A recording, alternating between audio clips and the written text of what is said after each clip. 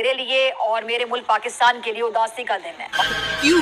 क्या हुई? इस साल के अंत तक पहली मेड इन इंडिया चिप बाजार में आ जाएगी। तो मुमकिन है, मोदी है तो मुमकिन है। साल 2000 क्या वजह समझती हैं? साइंस हो, टेक्नोलॉजी हो, आईटी हो, ये हमारे माइंड, ये मतलब ये चीजें हमारी समझ में क्यों नहीं आ रही? हम आज भी जज्बा, जंग और इन चीजों के ऊपर सोच रहे हैं, ये कर देंगे, वो कर देंगे, पाकिस्तान में जज्बा बहुत है, टैलेंट बहुत है, लेकिन दुनिया जितनी तेजी से, खासतौर पे इंडिया की बात कर रहे हैं, जितनी तेजी से वो साइंस में, टेक्नोलॉजी में, आईटी में, इन चीजों में आगे जा रहा है, हम क्यों नहीं समझ पा? हमारे पास गधों के अलावा कोई और चीज है एक्सपोर्ट करने के लिए? आपने बोला कि हमें मेड इन पाकिस्तान पर ध्यान देना चाहिए, तो इस वक्त मुझे बता दें कि मेड इन पाकिस्तान में क्या क्या बन रहा है जो हम बाहर एक्सपोर्ट कर रहे हैं गधों के अलावा? ये जो अग्नि 5 है, इसको इंटीग्रेट किया है मर्व टेक्नोलॉजी के साथ। कॉन्फ्रेंस हो रही है, इसका चर्चा दूर दूर तक हो रहा है, क्योंकि इंडिया के बारे में अब ये कहा जा रहा है कि सेमीकंडक्टर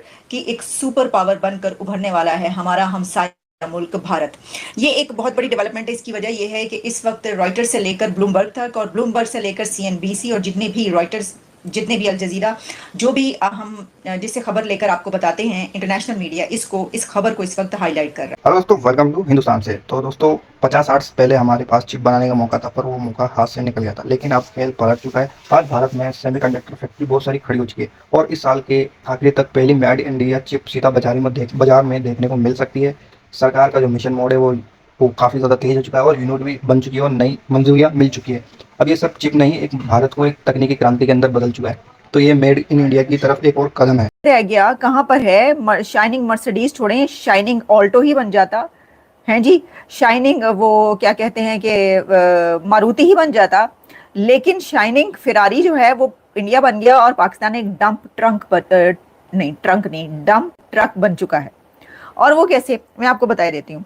उन्होंने कहा है जी कि जो एग्जैक्टली आपको बताती हूँ ताकि इधर उधर ना हो कि भाई ये कहा गया, क्योंकि पूरी मैं स्टेटमेंट बताऊंगी, अपने पास से मैं कुछ नहीं कह रही। उनका कहना है जी कि वो एक प्राइवेट डिनर में जो है वो बात कर रहे थे और उसमें जो है फ्लोरिडा में, टैंपा में वो थे, एक बिजनेसमैन जो है उन्होंने उनके लिए ये एक उसका किया था एहतमाम इस गैदरिंग का, और उसमें जो है उन्होंने एक अनयूजुअल एनालॉजी इस्तेमाल की और उसमें उन्होंने ये कहा कि I am going to use a crude analogy to explain the situation. इस एलिफेंट एंड ड्रैगन की हम बात करते थे, वो रियलिटी में होता हुआ महसूस हो रहा है। Let's dance together elephant and dragon. हम बात करें, चाइना ने आज बैन हटा दिया है इंडिया की रियर अर्थ मैटर के ऊपर। बहुत बड़ी खबर है, चाइना ने अनबैन कर दिया है रियर अर्थ मैटर, इसके साथ साथ हैवी मशीनरी। ये वो मशीनरी है जो इंडिया के हाईवेज बनाने के लिए और इंडिया के अंदर मिनरल एक्सट्रैक्शन के लिए बहुत ज़्यादा ज़रूरी थी। चाइना बजाते खुद ये समझता था कि अगर हम इंडिया को मिनरल की सप्लाई देते रहेंगे, रियर अर्थ मैटर इंडिया को सप्लाई करेंगे, तो ऐसा ना हो कि इंडिया भी मार्केट में हमारा बड़ा कंपटीटर बन जाए। मैं आपको बताती चलूं कि रियर अर्थ मैटर आज की दुनिया की बहुत बड़ी इजाद बन चुके हैं। ईवी बैटरीज हो, डिफेंस हो, मिसाइल हो या फिर डेवलपमेंट से रिलेटेड हर छोटा बड़ा प्रोजेक्ट, जब से चाइना ने बैन किया था, इंडिया की इंडस्ट्री बहुत ज्यादा प्रेशराइज हो रही थी। मेड इन इंडिया का ख्वाब जो है हमें टूटता हुआ, बिखरता हुआ महसूस हो रहा था। लेकिन जैसे ही चाइना के फॉरेन मिनिस्टर योंग यी वापस चाइना जाते हैं, इंडिया के लिए बड़ी खुशखबरी, तमाम रियर अर्थ मैटर को अनबैन कर दिया है और ये प्रोडक्ट अब इंडिया में आएगी। हमारा सवाल ये है कि चाइना पाकिस्तान का बेहतरीन दोस्त है और हम इस दोस्ती की कस्में खाते नहीं देखते कि चाइना हमारा बेहतरीन दोस्त, ये शहद से मीठा है, समुंदर से गहरा और पहाड़ों से बुलंद है। लेकिन इंडिया और चाइना एक दूसरे को क्यों बैक करते हुए नजर आ रहे हैं? क्या ट्रंप को इस बात का नोबेल प्राइज दिया जाएगा कि उसने रशिया, चाइना और इंडिया को एज पे एज पे खड़ा कर दिया? तीन बड़ी पावर एक फोरम पर यूएस के खिलाफ लड़ती हुई नजर आ रही है। इस बैन के ऊपर बात करेंगे और इंडिया के लिए कितनी बड़ी खुशखबरी है कि रियर अर्थ मैटर आप चाइना इंडिया को सप्लाई करने जा रहे हैं। चाइना का वजीर खारजा इंडिया का दौरा किया था उसने, और रेयर अर्थ के उसने मुआहदे किए, लेकिन देखा जाए कि जब भी चाइना और रशिया, इनके दरमियान यही रहा कि अगर अमेरिका इंडिया के साथ होता है तो चाइना पाकिस्तान को बैक कर रहा होता है। अब जब के ट्रम्प के आने के बाद इंडिया को वो बैक नहीं मिला, चाइना ने देखा कि पाकिस्तान के अमेरिका के साथ रिलेशनशिप बहुत हद तक आगे जा रहे हैं, ऐसा पहले नहीं हुआ जैसा कि अब पाकिस्तान और अमेरिका के रिलेशनशिप हुए हैं। तो चाइना ने नो डाउट थोड़ा बहुत पाकिस्तान को भी प्रेशराइज किया कि हम इंडिया के साथ प्रेशराइज हम भी बिल्कुल हो रहे हैं। हम नो डाउट प्रेशराइज हो रहे हैं। चाइना हमारा बहुत अच्छा दोस्त रहा, हर मौके पे उसने साथ दिया है और उसका इंडिया के साथ ऐसे मुआहदे करना हमारे लिए फिक्र लम्हिया है। लेकिन हमारे जो आर्मी चीफ हैं उन्होंने कहा है कि हम चाइना और अमेरिका दोनों को साथ लेके जाएंगे, लेकिन चाइना लगता है इस चीज को अच्छा नहीं समझ रहा। उन्होंने इंडिया के साथ जाके ये है इंडिया मैन्युफैक्चर करना चाहता, इंडिया पाकिस्तान से इस लाइन में बहुत आगे निकल गया। वो पूछे कैसे? पाकिस्तान का वजीर आज़म तो कह रहा है ओ हम आईटी सेक्टर में $25 अरब के एक्सपोर्ट करेंगे। भाई की एक्सपोर्ट करना है तो रीजन बिहाइंड इज आपने एक्सपोर्ट करना है सारी की सारी सर्विसेज कि जो बाहर के मुल्कों में कंपनीज को लोगों को इंटरनेट होगा तो हम उसको एक्सपोर्ट करेंगे ना, पाए ना। जब हमारे पास इंटरनेट ही नहीं है, 4G इंटरनेट है, पिंडा है जो 2G 1G चलता गया, ठीक है।